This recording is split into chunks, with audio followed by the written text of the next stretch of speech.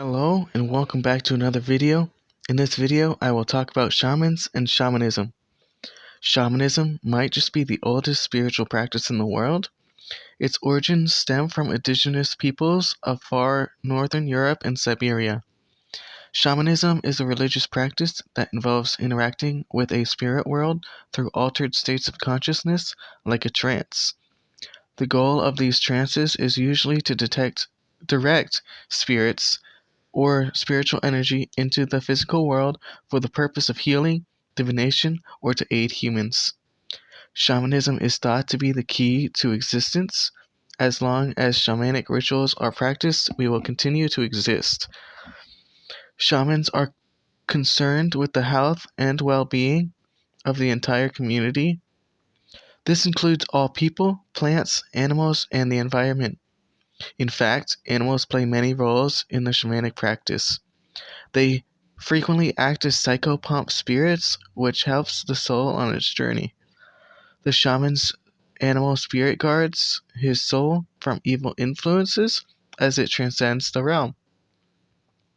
Shamans believe that spirits exist and that they can be good or evil.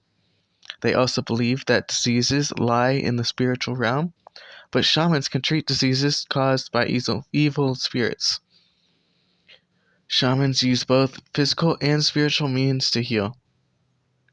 Shamans perform varied forms of divination, such as scrying and throw bones.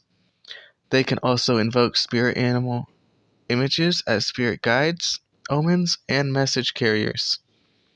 They also have an expert knowledge of medicinal plants native in their area. People with shamanic knowledge are either given power or they are feared. South American shamans are chief-like figures in their tribe. They use medicine songs, called icaros, to invoke spirits. Before a spirit can be summoned, it must teach the shaman its icaros, or song. Icaroses are depicted on tapestries by a meandering pattern resembling a puzzle or maze. South American and Siberian shamans are known to use hallucinogenic substances and intoxicants to induce the ecstatic state. Many South American shamans perform ayahuasca ceremonies.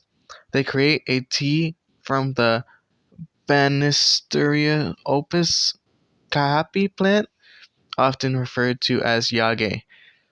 They mix this with a plant that contains monoamine inhibitors. This is used to connect to the spirit world. Other South American shamans would use the psychoactive mescaline from peyote, San Pedro, and other cacti to induce the shamanic state. The botanical choice of Siberian shamans is the fly agaric mushroom. The mushroom is highly poisonous and must be used carefully, as a mistake may lead to death. The shaman would feed the mushroom to a reindeer and drink its urine to inactivate the poison. Shamanism in Siberia is considered its origin. The word shaman actually comes to us from the Eastern Siberian language, where it derives from the root to know. Shamans often claim to have been called through dreams or signs. However, some say that their powers are inherited. Siberian shamans were either initiated by other shamans, or they would take a solitary spiritual journey from the tribe to contact spirits. North American shamans typically gain their knowledge and power through inheritance, personal quest, election, or by spiritual needs. Some of the weirdest forms of shamanic initiations come in elaborate ceremonies of dismemberment. This is usually accompanied with a process of renewal where the initiate is given new limbs. The ornamental clothes of a shaman are provided during the initial ceremonies. Very often it is considered to be impregnated with spirits. In some cultures, a dead shaman's clothes are hung from a tree where the spiritual possessions cause it to fling, dance, and shimmer.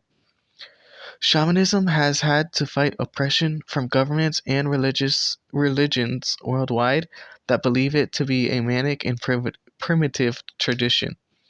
In fact, shamanism was outlawed under the Soviet Union, but has had a resurgence since the fall of the USSR. Shamans' mysticism and continued practice is strong throughout tribal cultures. I hope y'all enjoyed this video, and I'll see y'all next time.